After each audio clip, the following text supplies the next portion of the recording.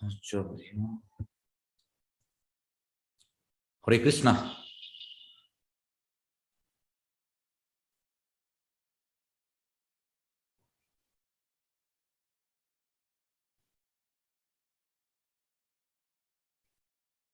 S Hare Krishna, ಎಲ್ಲರಿಗೂ ಸ್ವಾಗತ.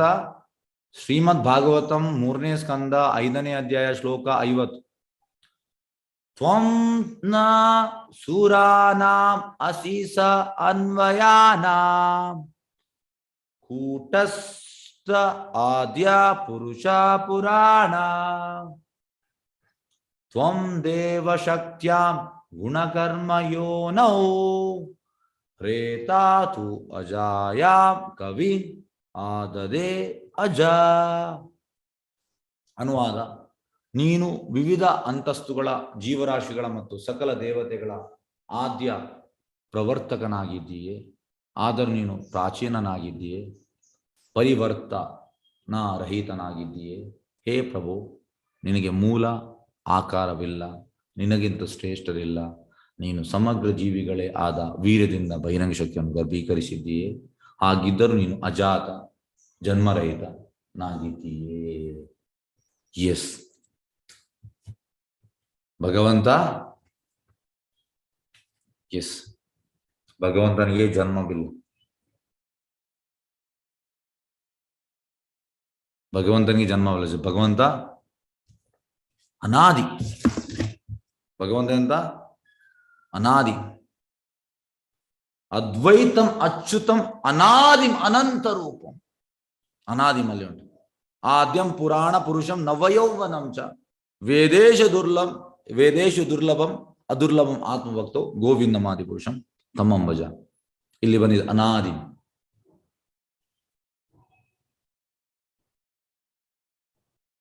ಹಾಗಾಗಿ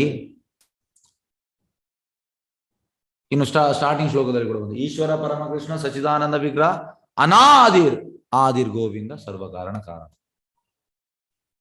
ಹಾಗಾಗಿ ಅವನ ಹಿಂದೆ, ಭಗವಂತನ ಹಿಂದೆ ಯಾರಿಲ್ಲ, ಅವ ಫಸ್ಟ್.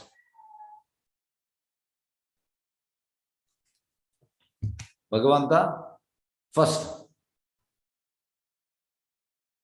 ಅವ ಪೂರ್ತಿ ಸ್ವರಾಟ್. ಭಗವಂತ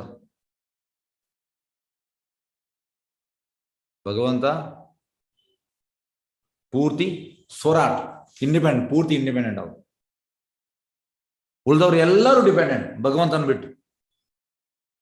ಭಗವಂತನನ್ನು ಬಿಟ್ಟು ಎಲ್ಲರೂ, ಕೃಷ್ಣನನ್ನು ಬಿಟ್ಟು ಉಳಿದವರೆಲ್ಲ ಡಿಪೆಂಡೆಂಟ್ ಕೃಷ್ಣನಿಗೆ. ಕೃಷ್ಣ ಮಾತ್ರ ಟೋಟಲಿ ಇಂಡಿಪೆಂಡೆಂಟ್. ಈಗ ಕಲಿಯುಗದಲ್ಲಿ ಪ್ರಭುಪಾದ ಹೇಳುವಂಥದ್ದು, ಈ ಭೌತಿಕ ಲೋಕ, in this material world, why people are suffering, ಯಾಕೆ ಜನರು ಕಷ್ಟಪಡ್ತಾ ಇದ್ದಾರೆ? ಯಾಕೆಂದ್ರೆ ಪ್ರಭುಪಾದ ಹೇಳುವಂಥದ್ದು, everyone wants to become independent. ಎಲ್ಲರಿಗೂ ಸ್ವತಂತ್ರ ಆಗ್ಲಿಕ್ಕೆ ಇಚ್ಛೆ, ಆದ್ರೆ ಯಾರು ಇಂಡಿಪೆಂಡೆಂಟ್ ಅಲ್ಲ, ಎಲ್ಲರೂ ಡಿಪೆಂಡೆಂಟ್. ಭಗವಂತ ಕೃಷ್ಣನನ್ನು ನಾವು ಅನುಕರಣೆ ಮಾಡ್ಲಿಕ್ಕೆ ಹೋಗುವಂಥದ್ದು, ಇಮಿಟೇಷನ್. ಪ್ರಭುಪಾದ ಹೇಳ್ತಾರೆ, ಇಮಿಟೇಷನ್ ಈಸ್ ವೆರಿ ಡೇಂಜರಸ್. ಅನುಕರಣೆ ಪ್ರಭುಪಾದ ಹೇಳುವಂಥದ್ದು ಅನುಕರಣೆ. ಈಗ ಅನುಕರಣೆ ಮತ್ತೆ ಅನುಸರಣೆಗೆ ಎಂತ ವ್ಯತ್ಯಾಸ? ಈಗ ಪ್ರಭುಪಾದ ನಮಗೆ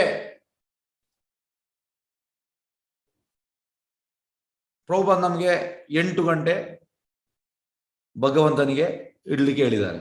8 ಗಂಟೆ. ಪ್ರಭುಪಾದ 24 ಗಂಟೆ ಇಡ್ತಾ ಇದ್ರು. ಈಗ ನಮ್ಗೆ ಇಡ್ಲಿಕ್ಕೆ ಆಗ್ತದೆ 24 ಗಂಟೆ ಇಲ್ಲ. ಹಾಗೆ ಅನುಕರಣೆ ಮಾಡ್ಲಿಕ್ಕಿಲ್ಲ. ಈಗ ಪ್ರಭುಪಾದ 2 ಗಂಟೆ ಮಲಗ್ತಾ ಇದ್ರು, ರಾತ್ರಿ 10 ರಿಂದ 12 ಗಂಟೆಗೆ ಎದ್ದು ಭಾಗವತಂ ಇದೆಲ್ಲ ಬರೀತಾ ಇದ್ರು ಪ್ರಭುಪಾದ. ಈಗ ನಾವು ಕೂಡ ನಾಳೆಯಿಂದ ನಾನು ಕೂಡ ಬರೀತೇನೆ. ನಮ್ ಬರೆಯುವುದು, ಯಾರು ಓದ್ಲಿಕ್ಕೆ ಆಗ್ಲಿಕ್ಕಿಲ್ಲ ನಿದ್ದೆ ಕಣ್ಣಲ್ಲಿ. ನಾವೆಂತ ನಮ್ಗೆ ಗೊತ್ತಾಗ್ಲಿಕ್ಕಿಲ್ಲ. ಹಾಗಾಗಿ ಅನುಕರಣೆ ಡೇಂಜರ್ಸ್. ಪ್ರಭುಪಾದ 2 ಗಂಟೆ ಮಲಗಿದ್ದು, ನಾನು ಕೂಡ ಇಲ್ಲ. ನಾವು 10 ದಿವಸದಲ್ಲಿ ನಮಗೆ ರೋಗ ಬಂದು ನಾವು ಫಿನಿಶ್. ನಮ್ಗೆ 6 ಗಂಟೆ. ನಾವು ಬದ್ಧಜೀವಿಗಳಿಗೆ 6 ಗಂಟೆ ಬೇಕು. ಹಾಗೆ ಇಮಿಟೇಷನ್ ಮಾಡ್ಲಿಕ್ಕೆ ಆಗುದಿಲ್ಲ. ಈಗ ರಘುನಾಥ್ ದಾಸ್ ಗೋಸ್ವಾಮಿ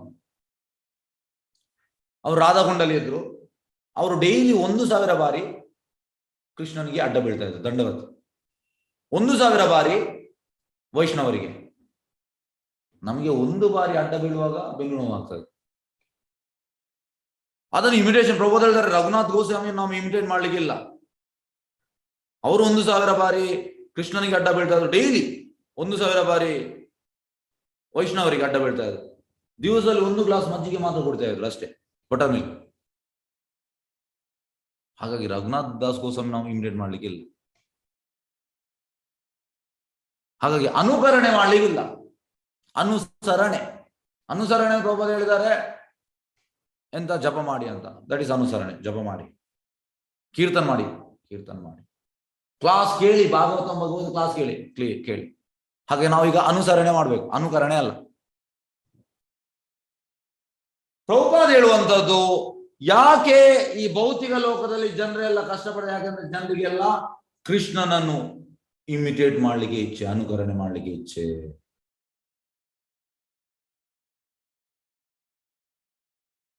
ಜನರಿಗೆ ನಾನು ಕೂಡ ರಾಸಲೀಲೆ ಮಾಡ್ತೇನೆ, ನಾನು ಕೂಡ ಕುಣಿತೇನೆ. ನಮಗೆ ಒಂದು 2-3 ಗಂಟೆ ಕುಣಿದ ಮೇಲೆ ನಮಗೆ ಸಾಕಾಗ್ತದೆ. ಚೈತನ್ಯ ಮಹಾಪ್ರಭು ಅಂತ್ಯಲೀಲದಲ್ಲಿ ಜಗನ್ನಾಥಪುರಿಯಲ್ಲಿ ರಥಯಾತ್ರೆ ಆಗುವಾಗ ಕಾನ್ಸ್ಟೆಂಟ್ ಅಂದ್ರೆ 4 ಟೀಮ್ ಮಾಡ್ತಾ ಇದ್ರು. ಎಲ್ಲ ಟೀಮಲ್ಲಿ ಅಂದ್ರೆ ಎಲ್ಲ ಟೀಮ್ನವರಿಗೆ ಹೇಗೆ ಅಂದ್ರೆ ಚೈತನ್ಯ ನನ್ನೊಟ್ಟಿಗೆ ಇದ್ದಾರೆ ಅಂತ, ಆ ರೀತಿ ಎಲ್ಲ ಟೀಮಲ್ಲಿ ಕುಣಿತಾ ಇದ್ರು. ಚೈತನ್ಯ ಜಂಪ್ ಮಾಡ್ತಾ ಇದ್ರು ಎಕ್ಸ್ಟಸಿಯಲ್ಲಿ, ಕಾನ್ಸ್ಟೆಂಟ್, ಕಂಟಿನ್ಯೂಸ್ ಎಷ್ಟು 48 ಗಂಟೆ 72 ಕಂಟಿನ್ಯೂಸ್ ಕೀರ್ತಾನ್ ಕುಣಿಯುವಂಥದ್ದು. ನಮ್ಗೆ ಅದನ್ನು ಮಾಡ್ಲಿಕ್ಕಿಲ್ಲ, ನಮ್ಗೆ ಆಗುದು ಕೂಡ ಇಲ್ಲ. ಹಬ್ಬಬ್ಬ 1-2 ಗಂಟೆ ಮತ್ತೆ ನಮಗೆ ಟಯರ್ಡ್ ಆಗ್ತದೆ, ಸಾಕಾಗ್ತದೆ. ಏಕೆ ನಾವು ಬದ್ಧ ಜೀವಿ. ನಮ್ಮ ದೇಹವು ಎಂತ, ಇದು ಸಿದ್ಧ ದೇಹ ಅಲ್ಲ, ಇದು ಬದ್ಧ ದೇಹ. ಬದ್ಧ ದೇಹದ ಕೆಪಾಸಿಟಿ ಲಿಮಿಟೆಡ್, ಸಿದ್ಧ ದೇಹದ ಕೆಪಾಸಿಟಿ ಅನ್ಲಿಮಿಟೆಡ್. ಟಯರ್ಡ್ನೆಸ್ ಇಲ್ಲ ಇಲ್ಲಿ ನಮಗೆ ಟಯರ್ಡ್ನೆಸ್ ಎಲ್ಲ ಉಂಟು. ಹಾಗಾಗಿ ಭಗವಂತನನ್ನು ನಾವು ಇಮಿಟೇಷನ್ ಮಾಡಬಾರ್ದು. ಇಲ್ಲಿ ಹೇಳೋದು ನೋಡಿ, ನೀನು ವಿವಿಧ ಅಂತಸ್ತುಗಳ ಜೀವರಾಶಿ ಸಕಲ ಆದ್ಯ ಪ್ರವರ್ತಕನಾಗಿದ್ಯಾ. ಭಗವಂತ ಎಂತಾಗಿದ್ದಾನೆ, ಎಲ್ಲರದು ಫೌಂಡರ್. ಇದಕ್ಕೆ ಒಂದು ಫೌಂಡರ್, ದೇವತೆಗಳು ಎಲ್ಲ,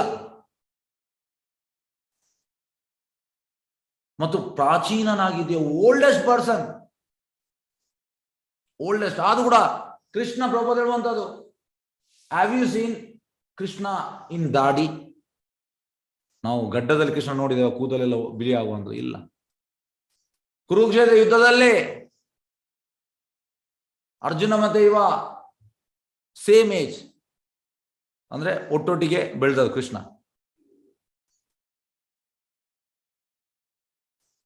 ಆದ್ರೆ ಕೃಷ್ಣ ಅದರಲ್ಲಿ 16 ವರ್ಷದ ಯೌವನಾಗಿ ಕಾಣ್ತಾ ಇದೆ.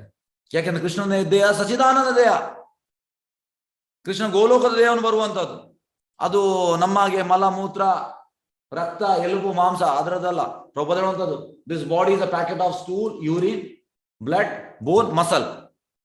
ನಮ್ಮ ಈ ಭೌತಿಕ ದೇಹ. ಆಧ್ಯಾತ್ಮಿಕ ದೇಹ ಹಾಗೆ ಅಲ್ಲ, ಕೃಷ್ಣ ಬರುವಂತ ಸಚಿದಾನಂದ ದೇಹದಿಂದ. ಹಾಗೆ ಭಗವಂತ ಪ್ರಾಚೀನನಾಗಿದ್ದ ಓಲ್ಡೆಸ್ಟ್ ಪರ್ಸನ್, ಅದು ಕೂಡ ಓಲ್ಡೆಸ್ಟ್, ಅದು ಕೂಡ ಭಗವಂತ ಯೌವನ, ನವ ಯೌವನಂಶ, ಹೆಂಗಾಗಿ ಕಾಣ್ತಾನೆ. ಮತ್ತೆ ಪರಿವರ್ತನಾ ರಹಿತನಾಗಿದೆ, ಅಂದ್ರೆ ಅನ್ಚೇಂಜ್. ನಾವು ಚೇಂಜ್ ಆಗ್ತಾ ಇರ್ತೇವೆ. ನಾವು ಸಣ್ಣದಿರುವಾಗ ಬೇರೆ ಇದ್ದೇವೆ, ಹೀಗೆ ಬೇರೆ ಇದ್ದೇವೆ, ಇನ್ನು ಪ್ರಾಯ ಆದ್ಮೇಲೆ ಬೇರೆ ಆಗ್ತೇವೆ. ಈಗ ನಮ್ಮದು ಮೆಟೀರಿಯಲ್ ಬಾಡಿ ಅಂದ್ರೆ ಹಾಗೆ. ಭೌತಿಕ ದೇಹ ಅಂದ್ರೆ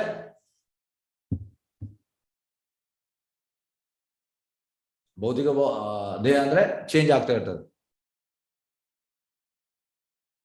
ಅಂದ್ರೆ ಇದಕ್ಕೆ 2.13 ಶ್ಲೋಕ 2.13 ಎಂತ ಹೇಳೋದು. 2.13 ದೇಹಿನಸ್ಮಿ ಯಥಾ ದೇಹ ಕೌಮಾರಮೇವನಂಜ ತಥಾ ದೇಹ ಅಂತರ್ಪ್ರಾಪ್ತಿ ಧೀರಸ್ತತ್ರ ಮುನಿಯತೆ. ಭಗವಂತ ಆಗಿಲ್ಲ. ಭಗವಂತ ಯಾವಾಗಲೂ ಎವರ್ ಫ್ರೆಶ್. ಹೆಚ್ಚಿನವರಿಗೆ ಪ್ರಾಯ ಆದ್ಮೇಲೆ ನಮ್ಗೆ ಆಗ್ತದೆ ನಾವು ಹೆಂಗಿರ್ಬೇಕಂತಂದು ಆಗ್ತದೆ. ಇಲ್ಲ, ಆಯ್ತು, ಇನ್ನೊಂದು ಸಿಗುವುದಿಲ್ಲ, ಇಂದಿನ ಯೂತ್ ಸಿಗುವುದಿಲ್ಲ, ಈಗ ಓಲ್ಡ್ ಏಜ್ ಆಗಿದೆ. ಓಲ್ಡ್ ಏಜ್ ಆದ್ಮೇಲೆ ನಮ್ಮ ದೇಹ ಚೇಂಜ್ ಆಗ್ತದೆ, ಬೇರೆ ಎಲ್ಲ ತುಂಬ ಎಲ್ಲ ಕಷ್ಟ ಎಲ್ಲ ಬರ್ತದೆ. ಆದ್ರೆ ಸ್ಪಿರಿಚುವಲ್ ಬಾಡಿಗೆ ಅದಿಲ್ಲ. ಏ ಪ್ರಭು, ನಿನಗೆ ಮೂಲ ಆಕಾರವಿಲ್ಲ,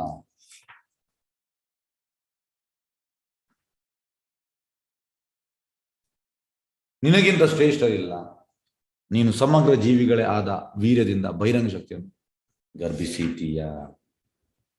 ಎಕ್ಸ್ಟರ್ನಲ್ ಎನರ್ಜಿ ಅಂದ್ರೆ ಬಹಿರಂಗ ಶಕ್ತಿ ಅಂದ್ರೆ ದೇವಿ.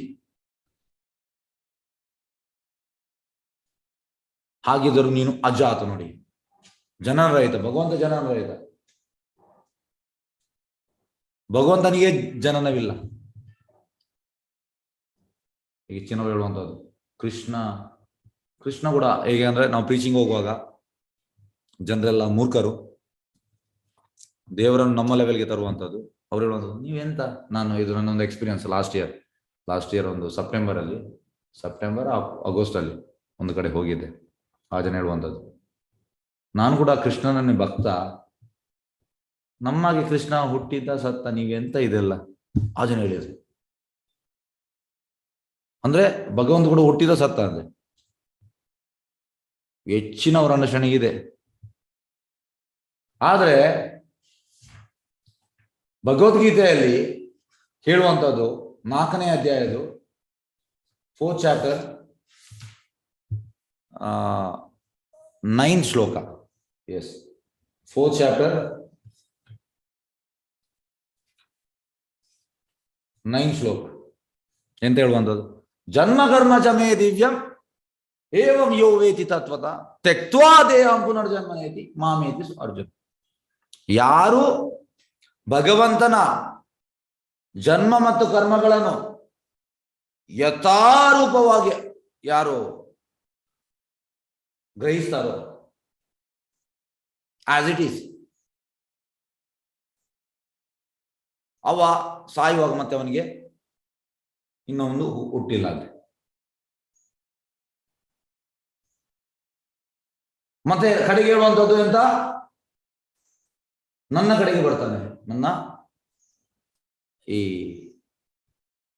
ನನ್ನ ಲೋಕಕ್ಕೆ ಬರ್ತಾನೆ ಕೃಷ್ಣ ಹೇಳುವಂಥದ್ದು. ಹಾಗಾಗಿ ಭಗವಂತನ ಜನ್ಮ ಮತ್ತು ಕರ್ಮವನ್ನು ಯಾರು ಯಥಾರೂಪವಾಗಿ ಗ್ರಹಿಸ್ತಾನೆ ಅವನಿಗೆ ನೆಕ್ಸ್ಟ್ ಜನ್ಮ ಇಲ್ಲ. ಮತ್ತೆ ಕೃಷ್ಣನಿಗೆ ಹೇಗೆ ಜನ್ಮ ಇರುವಂಥದ್ದು, ಇದು ನಾವು ಪ್ರಶ್ನೆ ಮಾಡಬೇಕು. ಹೇಗೆಂದ್ರೆ, ಈಗ ಈ 14ನೇ ಅಧ್ಯಾಯದ 26ನೇ ಶ್ಲೋಕ ಹೇಳುವುದಂತ, ಮಾಂಚಾಯೋ ಅವ್ಯಾಪಿಚಾರೇಣ ಭಕ್ತಿ ಯೋಗೇನ ಸೇವತೆ ಸಗುಣ ಸಮದಿತ್ಯೇತ ಬ್ರಹ್ಮಭೂಯ ಕಲ್ಪತೆ. ಯಾರು ಭಗವಂತನ ಭಕ್ತಿ ಸೇವೆ ಮಾಡ್ತಾನೆ ಅವನು ಈ 3 ಗುಣಗಳಿಂದ ಆಚೆ ಬರ್ತಾನೆ, ಗುಣಾತೀತ ಆಗ್ತಾನೆ, ಗುಣದಿಂದ ಆಚೆ ಬರ್ತಾನೆ. ಮತ್ತೆ ಈ ಮಾಯಾವಾದಿಗಳು ಹೇಳುವಂಥದ್ದು, ಭಗವಂತ ಕೂಡ ಈ 3 ಗುಣಗಳಿದ್ದಾನೆ. ಹೇಗೆ ಭಗವಂತನ ಭಕ್ತಿ ಸೇವೆ ಮಾಡಿದವ ಗುಣದಿಂದ ಆಚೆ ಬರ್ತದೆ, ಭಗವಂತ ಹೇಗೆ ಇರುವಂಥದ್ದು ಗುಣದಲ್ಲಿ. ಅದೇ ರೀತಿ ಇಲ್ಲಿ ಕೂಡ ಭಗವಂತನ ಜನ್ಮ ಮತ್ತು ಕರ್ಮವನ್ನು ಯಥಾ ರೂಪವಾಗಿ ಆಸ್ ಇಟ್ ಇಸ್ ಯಾರು ಗ್ರಹಿಸ್ತಾನೆ ಅವನಿಗೆ ಮತ್ತೆ ಈ ಭೌತಿಕ ಲೋಕದಲ್ಲಿ ಹುಟ್ಟಿಲ್ಲ, ಅವ ನನ್ನ ಲೋಕಕ್ಕೆ ಬರ್ತಾನೆ, ಅವನಿಗೆ ಜನ್ಮ ಇಲ್ಲ. ಮತ್ತೆ ಭಗವಂತನಿಗೆ ಹೇಗೆ ಜನ್ಮ ಇರುವಂಥದ್ದು ನೋಡಿ. ಈ ರೀತಿ ನಾವು ಪ್ರಶ್ನೆ ಮಾಡಬೇಕು. ಅದು ಜನರೆಲ್ಲ ಎಂತಂದ್ರೆ ಅವರ ಲೆವೆಲಲ್ಲಿ ತರುವಂಥದ್ದು, ಅವರ ಲೆವೆಲ್, ಅವರು ಆ ಲೆವೆಲಲ್ಲಿ ಇದ್ದಾರೆ, ಭಗವಂತ ಕೂಡ ಆ ಲೆವೆಲಲ್ಲಿ. ಜನ್ಮ ಹುಟ್ಟಿದ ಸತ್ತ ಆಯ್ತು, ಫಿನಿಶ್ ಆಯ್ತು. ಇಲ್ಲ ಸರ್, ಇಲ್ಲ. ಹಾಗೆ ಈಗ ಭಾವಾರ್ಥಕ್ಕೆ ಹೋಗುವ, ಭಾವಾರ್ಥ ಬೈ ಡಿವೈನ್ ಗ್ರೇಸ್ ಅಭಯ ಶರಣಾನುಭಕ್ತ ಸ್ವಾಮಿ ಶೀಲ ಪ್ರಭುಪಾದ್ ಕಿ ಜೈ. ಭಗವಂತನು ಆದಿಪುರುಷ,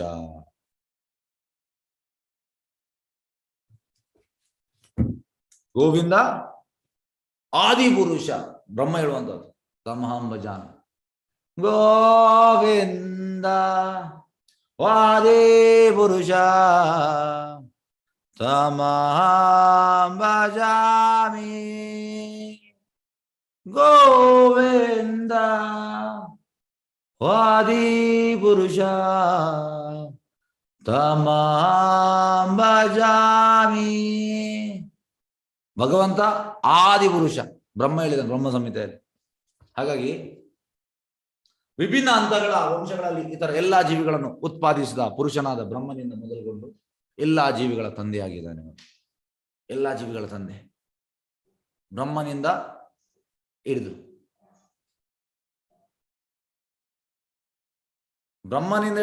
ಉಳಿದೆಲ್ಲ ಜೀವಿಗಳು. ಬ್ರಹ್ಮ ಫಸ್ಟ್ ಲಿವಿಂಗ್ ಎಂಟಿಟಿ.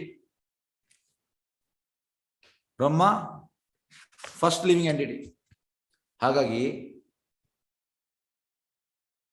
ಬ್ರಹ್ಮನಿಂದ ಹಿಡಿದು ಎಲ್ಲ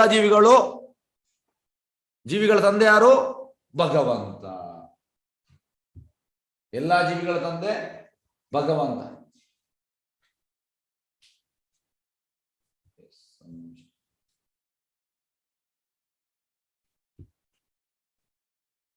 ಹೀಗಿದ್ದರೂ ಆ ಪರಮ ಪಿತೃಗೆ ಬೇರೆ ತಂದೆ.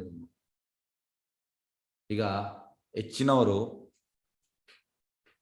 ಈಗ ನಾವು ಇದನ್ನೆಲ್ಲ ಹೇಗೆಂದ್ರೆ ಇದು ಟ್ರಾನ್ಸೆಂಡೆಂಟಲ್ ಮ್ಯಾಟರ್ ಅನ್ನು ಯಾರು ಟ್ರಾನ್ಸೆಂಡೆಂಟಲ್ ವಿಷಯದಲ್ಲಿ ಬಂದಿದ್ದಾರೆ ಅವರಿಗೆ ಹೇಳ್ಬೋದು. ಈಗ ನಿಮ್ಗೆ ಉದಾಹರಣೆ ಹೇಳುವಂಥದ್ದು ಹೇಗೆ ಅಂದ್ರೆ, ಈಗ ನಿಮ್ಮ ಮಗ ಅವನು PUC ಆಗಿದೆ, ಅವನಿಗೆ ಇಂಜಿನಿಯರಿಂಗ್ ಸೇರ್ಬೇಕು, ಅದು ಸೀಟ್ ಸಿಗ್ಲಿಲ್ಲ ಯಾವ ಕಾಲೇಜಲ್ಲಿ. ಮತ್ತೆ ಅವನಿಗೆ ಇಂಜಿನಿಯರಿಂಗ್ ವಿಷಯ ನೀವು ಹೇಳ್ಬೇಕಿದ್ರೆ ಅದು ಅರ್ಥ ಆಗೋದಿಲ್ಲ. ಅವನಿಗೆ ಸೀಟ್ ಸಿಕ್ಕಿ ಕಾಲೇಜಿಗೆ ಅಡ್ಮಿಷನ್ ಆಗಿ ಅಲ್ಲಿ ಅವ ಡೈಲಿ ಕ್ಲಾಸ್ ಕೇಳಿ ಮತ್ತೆ ಅವನಿಗೆ ಅದರ ವಿಷಯ ಅರ್ಥ ಆಗ್ತದೆ. ಅದೇ ರೀತಿ ಭಗವಂತನ ವಿಷಯ ಕೂಡ ಹಾಗೆ. ಇದಕ್ಕೆ ಹೇಳುವಂಥದ್ದು ಟ್ರಾನ್ಸೆಂಡೆಂಟಲ್ ಸೈನ್ಸ್. ಇದು ಮಾಮೂಲಿ ಸೈನ್ಸ್ ಅಲ್ಲ, ಇದು ಮಾಮೂಲಿ ವಿಜ್ಞಾನ ಅಲ್ಲ. ಟ್ರಾನ್ಸೆಂಡೆಂಟಲ್ ಅಂದ್ರೆ ದಿವ್ಯವಾದ.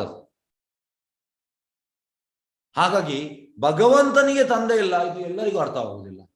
ಜನರೆಂತಂದ್ರೆ, ಇಲ್ಲ ನಾವು ಹೀಗೆ ಹುಟ್ಟಿದ್ದು, ಹೀಗೆ ಆಯಿತು, ಇಲ್ಲ ಅದು ನಮಗೆ ಅವನಿಗೆ ಕೂಡ ಇದ್ದಾರೆ ತಂದೆ, ಈ ರೀತಿ ಬರ್ತಾರೆ ಜನರು. ಹಾಗಾಗಿ ಇದು ಟ್ರಾನ್ಸೆಂಡೆಂಟಲ್ ಸೈನ್ಸ್ ಸುಲಭವಾಗಿ ಅರ್ಥ ಆಗುವುದಿಲ್ಲ. ಇದಕ್ಕೆ ನಾವು ಭಕ್ತಿ ಸೇವೆ ಮಾಡಿ ನಮಗೆ Prabhupada this movement, Krishna consciousness movement is a mercy movement. ಈ ಸಂಸ್ಥೆ ಕೃಪೆಯ ಸಂಸ್ಥೆ. ಗುರು ಕೃಷ್ಣ ಕೃಪಾಯ ಪಾಯ ಭಕ್ತಿಲತಾ ಬೀಜ. ಭಕ್ತಿಲತಾ ಬೀಜ ಸಿಗುವಂಥದ್ದು ಕೃಪೆಯಿಂದ ನಮ್ಗೆ ಅರ್ಥವಾಗುವಂಥದ್ದು ಭಗವಂತನಿಗೆ ತಂದೆ ಇಲ್ಲ ಅಂತ. ಆದ್ರೆ ಎಂತದ ನಮ್ಮ ಮೈಂಡ್ ಬಿಡುವುದಿಲ್ಲ. ಇಲ್ಲ ಅವ್ರು ಹೇಳ್ತಾ ಇದ್ದಾರೆ, ಇಲ್ಲ ತಪ್ಪು, ನಾವು ಎಂತ ಅಂದ್ರೆ ನಮ್ಮ ಯೋಚನೆ ಅದು ಸರಿ. ಈಗ ನೋಡಿ ಹೇಗೆ ಅಂದ್ರೆ, ಒಬ್ರು ಇದು 2 ವರ್ಷದ ಹಿಂದೆ ಒಬ್ರು ನನಗೆ ಕ್ಲಾಸ್ಗೆ ಬಂದಿದ್ರು, ಮತ್ತೆ ನನಗೆ ಫೋನ್ ಮಾಡಿದ್ರು.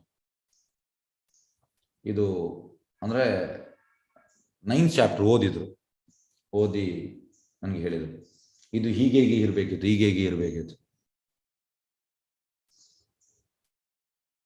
ಅಂದ್ರೆ ಅವರ ಪ್ರಕಾರ ಅವ್ರು ಓದ್ತಾ ಇದ್ದಾರೆ, ಅವರ ಮೈಂಡ್ ಅಲ್ಲಿ ಎಂತ ಉಂಟು ಆ ರೀತಿ ಇರ್ಬೇಕಿತ್ತಂತೆ ಅಲ್ಲಿ ಒಳಗೆ. ಅದು ಹೇಗೆ ಸಾಧ್ಯ? ಜನರಿಗೆ ಅಂತಂದ್ರೆ ಜನರು ಓದ್ತಾರೆ, ಓದಿದ ಮೇಲೆ ಎಸ್ ಇದು ಹೀಗೆ ಇರ್ಬೇಕಿತ್ತು. ಹಾಗೆಲ್ಲ ಸರ್, ಹಾಗಿರುವುದಲ್ಲ. ಅದಕ್ಕೆ ಪ್ರಭುಪಾದ ಅಂತ ಹೇಳುವಂಥದ್ದು. ಪ್ರಭುಪಾದ ನೋಡಿ, ಬೆಳಿಗ್ಗೆ ಭಗವದ್ಗೀತಾ, ಬೆಳಿಗ್ಗೆ ಭಾಗವತಂ, ಸಂಜೆ ಭಗವದ್ಗೀತಾ. ಇದು ಪ್ರಭುಪಾದ ರೂಲ್ಸ್ ಟೆಂಪಲ್ ಅಲ್ಲಿ ಈ ರೀತಿ ಕಲಿಸ್ಲಿಕ್ಕೆ. ಯಾಕೆ ಪ್ರಭುಪಾದ ಇದನ್ನು ಅವರವರು ಆ ಪುಸ್ತಕ ಓದಿ ಎಲ್ಲ ಕಲಿಬಹುದಲ್ಲ? ಯಾಕೆಂದ್ರೆ ಈಗ ನಮ್ಮ ತಲೆಯಲ್ಲಿ ಹಾವುಂಟು, ಆಕ್ಚುಲಿ ಇಲ್ಲಿರುವಂಥದ್ದು ಹಗ್ಗ. ಒಪ್ಲಿಕ್ಕೆ ಆಗುದಿಲ್ಲ. ನಾವೆಂತಂದ್ರೆ ಓದುವಾಗ ನಮ್ಮ ಮೈಂಡ್ ಅಲ್ಲಿ ಎಂತ ಉಂಟು ಅದನ್ನು ನಾವು ಎಸ್ ಹೀಗೆ ಇಲ್ಲ ಸರ್, ಹಾಗೆ ಅಲ್ಲ ಅದು. ನಮ್ಮ ಮೈಂಡ್ ಈಗ ಟ್ರೈನ್ ಆಗ್ಲಿಲ್ಲ. ಮೈಂಡ್ ಈಗ ನಮ್ಮ ಶತ್ರು, ಅದು ಮಿತ್ರ ಆಗ್ಬೇಕು. ಮೈಂಡ್ ಈಗ ಶತ್ರು, ಮೈಂಡ್ ಬಿಡುವುದಿಲ್ಲ. ಮನಸ್ಸು ಎಂತಂದ್ರೆ ಹೀಗೆ ನಾನೇ ಸರಿ ಅಂತ. ನಾವೀಗ ನಮ್ಮ ಮೈಂಡ್ ಇದು ಕೇಳ್ತಾ ಇದ್ದೇವೆ. ಇಲ್ಲ, ಭಗವಂತ ಒಳಗಿಂದ ನಮ್ಗೆ ರಿಯಲೈಸೇಷನ್ ಕೊಡ್ತಾನೆ. ಭಗವಂತನ ಭಕ್ತಿ ಮಾಡ್ತಾ ಮಾಡ್ತಾ, ಭಗವಂತನ ಸೇವೆ ಮಾಡ್ತಾ ಮಾಡ್ತಾ ನಮ್ಗೆ ಒಳಗಿಂದ ರಿಯಲೈಸೇಷನ್ ಕೊಡ್ತಾನೆ. ಹೇಗೆ ಅದು? ಹೇಗೆ ಅಂದ್ರೆ, ತೇಷಾಂ ಸತತಯುಕ್ತಾನ ಭಜತಾಂ ಪ್ರೀತಿಪೂರ್ವಕಂ ದದಾಮಿ ಬುದ್ಧಿಯೋಗಂ. ನಾವು ಸೇವೆ ಮಾಡಿದ್ರೆ ಕೊಡ್ತಾನೆ ಭಗವಂತ ಒಳಗಿಂದ. ಮತ್ತೆ ಅದು ಹೀಗೆ ಕರೆಕ್ಟ್.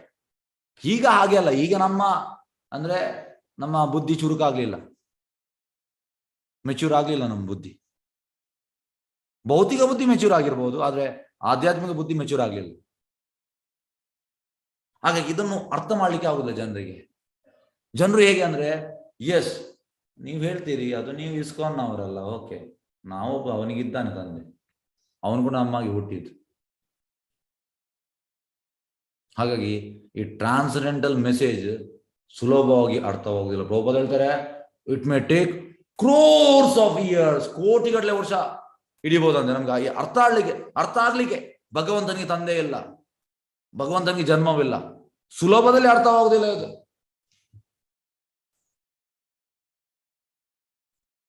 ಒಪ್ಲಿಕ್ಕೆ ಆಗುವುದಿಲ್ಲ. ವಿಶ್ವದ ಮೂಲ ಜೀವಿಯಾದ ಬ್ರಹ್ಮನವರೆಗೆ ಇರುವ ವಿವಿಧ ಅಂತಸ್ತುಗಳು, ಎಲ್ಲಾ ಜೀವಿಗಳು ತಂದೆಯಿಂದ ಜನ್ಮ ಪಡೆದವರಾಗಿದ್ದಾರೆ. ಎಲ್ಲ ಬ್ರಹ್ಮನಿಂದ ಹಿಡಿದು.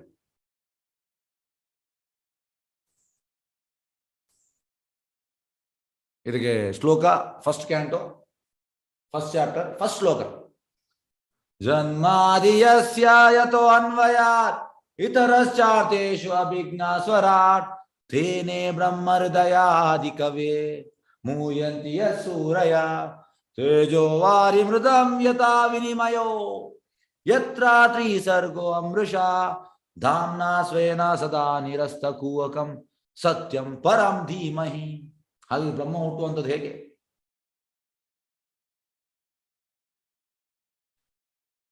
ಬ್ರಹ್ಮ ಗರ್ಭೋದಕ್ಷಯ ವಿಷ್ಣುನ ಹೊಕ್ಕಳಿಂದ ಹುಟ್ಟುವಂಥದ್ದು.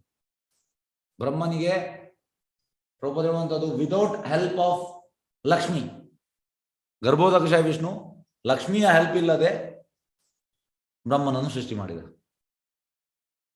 ಇದು ಭಗವಂತನಿಗೆ ಮಾತ್ರ ಸಾಧ್ಯ, ನಮ್ಗೆ ಆಗ್ಲಿಕ್ಕಿಲ್ಲ. ನಾವು ಅದಕ್ಕೆ ಹೇಳುವಂಥದ್ದು, ಇಮಿಟೇಷನ್ ಇಸ್ ಡೇಂಜರಸ್. ಭಗವಂತ ಮಾಡಿದನ್ನು ಇಮಿಟೇಟ್ ಮಾಡ್ಲಿಕ್ಕೆ ಆಗುದಿಲ್ಲ. ಎಂತ ಬೇಕಿದ್ರು ಮಾಡ್ಬೋದು.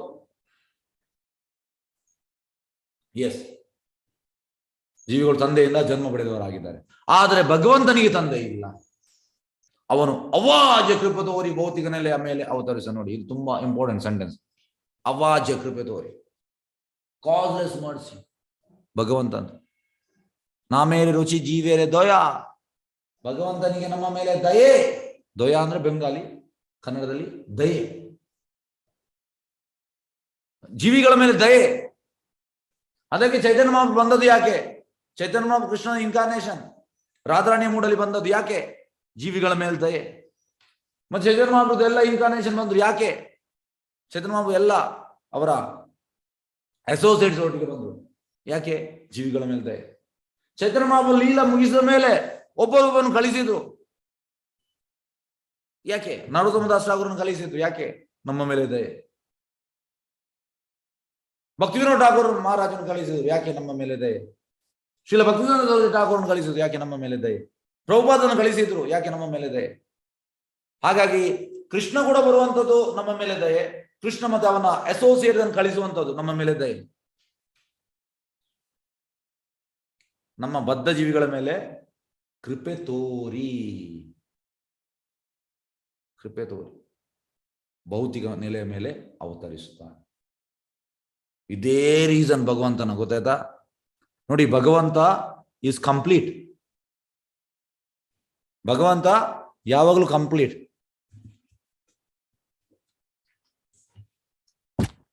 ಆದ್ರೆ ಭಗವಂತನಿಗೆ ಗೋಲೋಕದಲ್ಲಿ ಅವ ಟೋಟಲಿ ಜಾಲಿಯಲ್ಲಿದ್ದಾನೆ, ಟೋಟಲಿ ಬ್ಲಿಸ್ ಅಲ್ಲಿದ್ದಾನೆ. ಆದ್ರೆ ಭಗವಂತ ಗೋಲೋಕದಿಂದ ಇಲ್ಲಿ ಬರುವುದಂದ್ರೆ ಕೃಪೆ ತೋರಿ. ಬದ್ಧ ಜೀವಿಗಳನ್ನು ಹೇಗೆ ನಾನು ಉದ್ಧಾರ ಮಾಡೋದು? ಇದೇ ಯೋಚನೆ ಭಗವಂತನ ಯೋಚನೆ ಇದು. ನಮ್ಗೆ ಹೇಗೆ ಇವರನ್ನು ಚರಂಡಿಯಿಂದ ಮೇಲೆ ತೆಗೆಯುವಂಥದ್ದು, ಇದು ಯೋಚನೆ ಇರ್ತದೆ ಭಗವಂತನ. ಈಗ ನಾವು ಕೂಡ ಪ್ಲಾನ್ ಮಾಡ್ತಾ ಇರ್ತೇವೆ, ಹೀಗೆ ಆಗ್ಬೇಕು, ಹೀಗೆ ಆಗ್ಬೇಕು, ಹೀಗೆ ಆಗ್ಬೇಕು. ಭಗವಂತ ಕೂಡ ಪ್ಲಾನ್ ಮಾಡ್ತಾನೆ. ಆದ್ರೆ ನಮ್ಮ ಪ್ಲಾನ್ ಎಂತ? ನಮ್ಮ ಪ್ಲಾನ್ ಲಾಟ್ಪೋರ್ಟ್ ಪ್ಲಾನ್ ನಮ್ದು. ಭಗವಂತಂದ ಹಾಗೆ ಅಲ್ಲ. ನಮ್ದಂದ್ರೆ ಸೆನ್ಸ್ ಗ್ರಾಟಿಫಿಕೇಶನ್ ಪ್ಲಾನ್, ಇಂದ್ರಿಯ ಸುಖ ಮಾಡ್ಲಿಕ್ಕೆ. ಭಗವಂತ ಹಾಗೆ ಅಲ್ಲ. ಭಗವಂತ ಮಾಡುದು ಎಂತ ಪ್ಲಾನ್? ಭಗವಂತನ ಪ್ಲಾನ್ ಹೇಗೆ ಈ ಬದ್ಧ ಜೀವಿಯನ್ನು ಇಂದ್ರಿಯ ಸುಖದಿಂದ ಮೇಲೆ ಎತ್ತಿ ನನ್ನಲ್ಲಿಗೆ ತರುವಂಥದ್ದು. ಇದು ಪ್ಲಾನ್ ಅವನು. ಅದಕ್ಕೋಸ್ಕರ ಬರುವಂಥದ್ದು ಅವನು. ಆಗ ಭೌತಿಕ ಜಗತ್ತಿನ ನಿಯಮಗಳನ್ನು ಅನುಸರಿಸುವ ತನ್ನ ಮಹಾಭಕ್ತನೊಬ್ಬನ ತಂದೆಯಿಂದ ಸ್ವೀಕರಿಸ್ತಾನೆ. ಇಲ್ಲಿ ಬರುವಾಗ ಇಲ್ಲಿದ್ದು ರೂಲ್ಸ್ ರೆಗ್ಯುಲೇಷನ್ ಫಾಲೋ ಮಾಡ್ತಾನೆ. ಆಗ ತಂದೆ ಬರುವಂಥದ್ದು. ಆದ್ರೆ ಪ್ರಭುಪಾದ ಹೇಳ್ತಾರೆ, ಈ ನಂದ ಮಹಾರಾಜ್ ಮತ್ತೆ ಯಶೋಧ ಸುಲಭವಾಗಿ ಕೃಷ್ಣ ಅವ್ರ ತಂದೆ ಆದ್ನ. ಪ್ರಭುಪಾದ ಹೇಳ್ತಾರೆ ಎಂತಂದ್ರೆ ತುಂಬಾ ಪುಣ್ಯ ಮಾಡಿದ್ದಾರೆ ಅವರು. ಹೇಗೆಂದ್ರೆ ಶುಕಮುನಿ ಹೇಳುವಂಥದ್ದು, ಕೃತಪುಂಗ ಪುಣ್ಯ. ಈ ಗೋಪೀಸ್ ಕೃಷ್ಣನೊಟ್ಟಿಗೆ ಇದ್ದಾರೆ, ಅದಕ್ಕೆ ಅವರು ತುಂಬಾ ಪುಣ್ಯ ಮಾಡಿದಾರಂತೆ. ತುಂಬಾ ಬರ್ತ್ ಆಫ್ಟರ್ ಬರ್ತ್, ಜನ್ಮದ ನಂತರ ಜನ್ಮ ಜನ್ಮ ಜನ್ಮ ಪುಣ್ಯ ಮಾಡಿ ಮಾಡಿ ಮಾಡಿ ಮಾಡಿ ಅದು ಅಕ್ಯುಮುಲೇಟ್ ಆಗಿ ಆಗಿ ಆಗಿ ಆಗಿ ಅಂತ ಚಾನ್ಸ್ ಸಿಕ್ಕಿದೆ. ಹಾಗಾಗಿ ಸುಲಭದಲ್ಲಿ ಸಿಗುವುದಲ್ಲ ಇದು. ಕೆಲವರಿಗೆ ಇಚ್ಛೆ, ಎಸ್ ನಾನು ಕೂಡ ಯಶೋದೆ ಆಗ್ಬೇಕು, ಕೃಷ್ಣ ನನ್ನ ಮಗು ಆಗ್ಬೇಕು. ಸುಲಭದಲ್ಲಿ ಸಿಗುವುದಿಲ್ಲ ಸರ್. ತುಂಬಾ ಪುಣ್ಯ ಮಾಡಿ ಮಾಡಿ ಮಾಡಿ ಅಷ್ಟು ಭಕ್ತಿ ಮಾಡಿ ಮಾಡಿ ಮತ್ತೆ ಭಗವಂತ ಅಂತ ಚಾನ್ಸ್ ಕೊಡುವಂಥದ್ದು. ಹಾಗಾಗಿ ಎಲ್ಲಿ ಅಂತ ಹೇಳಿದರೆ, ಮಹಾಭಕ್ತನೊಬ್ಬನನ್ನು ಮಾತ್ರ ತಂದೆಯಾಗಿ ಸ್ವೀಕರಿಸುವಂಥದ್ದು. ಅವನೇ. ಆದ್ರೆ ನೋಡಿ, ಜನರಿಗೆ ಕನ್ಫ್ಯೂಷನ್ ಆಗುದು ಎಂತ ಅಂದ್ರೆ, ಇಲ್ಲಿ ಬಂದು ಇಲ್ಲಿದು ನಿಯಮ ಫಾಲೋ ಮಾಡ್ತಾನೆ, ಅವ್ರು ಎಣಿಸೋದು ಇವ ಕೂಡ ನಮ್ಮ ಹಾಗೆ ಅಂತ. ಭಗವಂತ ಬಂದು ನಿಯಮ ಫಾಲೋ ಮಾಡೋದಕ್ಕೆ ಜನರು ಎಂತ ಎಣಿಸುವಂಥದ್ದು, ಅವ ಕೂಡ ನಮ್ಮ ಹಾಗೆ. ಆ ರೀತಿ ಅಲ್ಲ ಸರ್. ಹಾಗೆ ಅವನೇ ಪ್ರಭುವಾಗಿರುವ ಕಾರಣ ತನ್ನ ತಂದೆ ಯಾರೆಂದು ಆರಿಸಲು ಅವನು ಸದಾ ಸರ್ವಸ್ವ ನೋಡಿ ಅವ ಸಿಲೆಕ್ಟ್ ಮಾಡುವಂಥದ್ದು. ಅವನಿಗೆ ಯಾರು ಬೇಕೋ ಸಿಲೆಕ್ಟ್ ಮಾಡ್ಬೋದು. ನಂದ ಮಹಾರಾಜ್ ಸಿಲೆಕ್ಟ್ ಮಾಡಿದ, ಯಾರನ್ನು ಬೇಕೋ ಸಿಲೆಕ್ಟ್ ಮಾಡ್ಬೋದು. ಉದಾಹರಣೆಗೆ ಭಗವಂತನು ನರಸಿಂಹನಾಗಿ ಕಮ್ಮದಿಂದ ಅವತಾರ ತಾಳಿದನು. ಈಗ ಕಮ್ಮದಿಂದ ನರಸಿಂಹ ಬಂದಿದ್ದಾನೆ. ಈಗ ವಿಜ್ಞಾನಿಗಳಿಗೆ ಇದೆಲ್ಲ ಇದೆಂತ ಅಂದ್ರೆ ಕಂಬದಲ್ಲಿ ನರಸಿಂಹ ಇಲ್ಲ ಅಂತ ಹೇಳ್ತಾರೆ. ಆದ್ರೆ ಶುದ್ಧ ಭಕ್ತ ಅವ ಹೇಳ್ತಾನೆ ಕಂಬದಲ್ಲಿ ಇದ್ದಾರೆ. ಈಗ ನಮ್ಮ ಕಲಿಯುಗದಲ್ಲಿ ಜನರು ಹಿರಣ್ಯಕಶಿಪು ಕಂಪ್ಯಾರಿಸನ್ ಅಂದ್ರೆ ಹಿರಣ್ಯಕಶಿಪನಾಗಿ ಹಿರಣ್ಯಕಶಿಪು ಹೇಳುದು ಇಲ್ಲ ಅಂತ. ಕಲಿಯುಗದ ಎಲ್ಲ ಜನರು ಹಾಗೆ ಹೇಳುವಂಥದ್ದು, ನಿಮ್ಗೆ ಹುಚ್ಚು ಮಾರಿ ಕಂಬದಲ್ಲಿ ಎಂತ ಇದ್ದಾರೆ. ಆದ್ರೆ ನರಸಿಂಹ ಪ್ರಹ್ಲಾದ್ ಮಹಾರಾಜ ಅಂತ ಶುದ್ಧ ಭಕ್ತರು ಇದ್ದಾರೆ ಅಂತ ಹೇಳ್ತಾರೆ. ಆಕ್ಚುಲಿ ಇದ್ದಾರೆ, ಆದ್ರೆ ಯಾರಿಗೆ? ಶುದ್ಧ ಭಕ್ತರಿಗೆ ಮಾತ್ರ. ಹಾಗಾಗಿ ಭಗವಂತ ಭಕ್ತಿಗೋಸ್ಕರ ಎಂತ ಬೇಕಿದ್ರು ಮಾಡ್ತಾನೆ. ಭಕ್ತನಿಗೋಸ್ಕರ ಭಗವಂತನ ಅಕಾರಣ ಕೃಪೆಯಿಂದ ಒಂದು ಕಲ್ಲಿಯಿಂದ ಹಳ್ಳಿ ಹೊರಬಂದದ್ದು. ಇದು ಕೂಡ ನಿಮ್ಗೆ ಗೊತ್ತು. ಅವಳಿಗೆ ಹಳ್ಳಿ ಎಂತದ್ದು ರಾಮ ಅದು ಮುಟ್ಟಿದ ಕೂಡ ಅವಳು ಹೊರಗೆ ಬಂದಳು. ಇದು ಹೇಗೆ ಸಾಧ್ಯ? ಭಗವಂತನಿಗೆ ಎಲ್ಲವೂ ಸಾಧ್ಯ. ಅವನ ಅವತಾರವಾದ ಪ್ರಭು ಶ್ರೀರಾಮನ ಪಾದಕಮಲಗಳ ಸ್ಪರ್ಶ ಮಾತ್ರದಿಂದ ಈ ಕಾರ್ಯ ನಡೆಯಿತು. ಅವನು ಪರಮಾತ್ಮನಾಗಿ ಪ್ರತಿಯೊಂದು ಜೀವಿಯ ಸಂಗಾತಿಯಾಗಿದೆ ನೋಡಿ, ನಮ್ಮವ ಸಂಗಾತಿ. ಆದರೆ ಅವನು ವ್ಯತ್ಯಾಸಗೊಂಡಿಲ್ಲ. ಭೌತಿಕ ಜಗತ್ತಿನ ಜೀವಿಯು ತನ್ನ ಶರೀರವನ್ನು ಬದಲಾಯಿಸ್ತಾನೆ, ಆದ್ರೆ ಭಗವಂತನು ಭೌತಿಕ ಜಗತ್ತಿನಲ್ಲಿದ್ದಾಗ ಎಂದೂ ಬದಲಾವಣೆ ಹೊಂದಿಲ್ಲ. ನಮ್ದು ಈ ದೇಹ ಚೇಂಜ್ ಆಗ್ತಾ ಇರ್ತದೆ. ಸಣ್ಣದಿರುವಾಗ ಬೇರೆ ದೇಹ, ದೊಡ್ಡದ ಮಿಡ್ಲ್ ಏಜ್ಗೆ ಬಂದ ಮೇಲೆ ಓಲ್ಡ್ ಏಜ್ ಬಂದ ಮೇಲೆ ಬೇರೆ ಆಗ್ತದೆ. ನಮ್ದು ದೇಹ ಚೇಂಜ್ ಆಗ್ತಾ ಇರ್ತದೆ. ಭಗವಂತ ಹಾಗೆಲ್ಲ. ಭಗವಂತ ಸಚ್ಚಿದಾನಂದ ದೇಹ ಹಾಗೆ ಇರುವಂಥದ್ದು. ಅದು ಅವನ ವಿಶೇಷ ಅಧಿಕಾರವಾಗಿದೆ.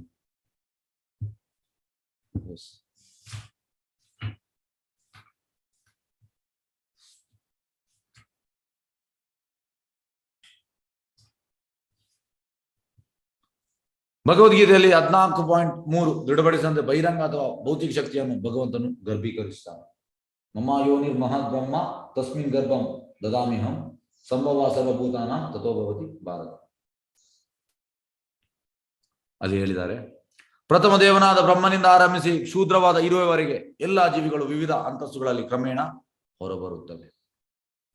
ಬ್ರಹ್ಮನಿಂದ ಹಿಡಿದು ಎಲ್ಲ ಇರುವೆವರೆಗೆ, ಶುದ್ಧ ಇರುವೆವರೆಗೆ.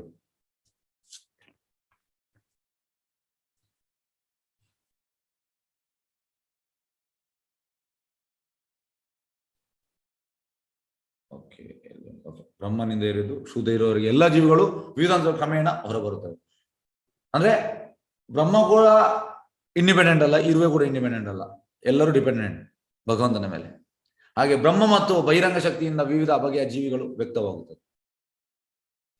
ಆದರೆ ಭಗವಂತನೇ ಪ್ರತಿಯೊಂದರ ಮೂಲ ತಂದೆ ಆಗಿದೆ. ಎಲ್ಲರ ತಂದೆ ಯಾರು? ಭಗವಂತ. ಪರಮಬ್ರಹ್ಮ ಮತ್ತು ಪ್ರತಿಯೊಂದು ಜೀವಿಯೊಳಗಿನ ಸಂಬಂಧ ನಿಶ್ಚಿತವಾಗಿಯೂ ತಂದೆ ಮಗನದಾಗಿದೆಯೇ ವಿನ ಸಮಾನ ಹಂತದಲ್ಲಿ. Nobody is equal to him, nobody is greater than him. ಭಗವಂತನಿಗೆ ಯಾರು ಕೂಡ ಸಮಾನ ಕೂಡ ಅಲ್ಲ, ಮೇಲೆ ಕೂಡ ಅಲ್ಲ.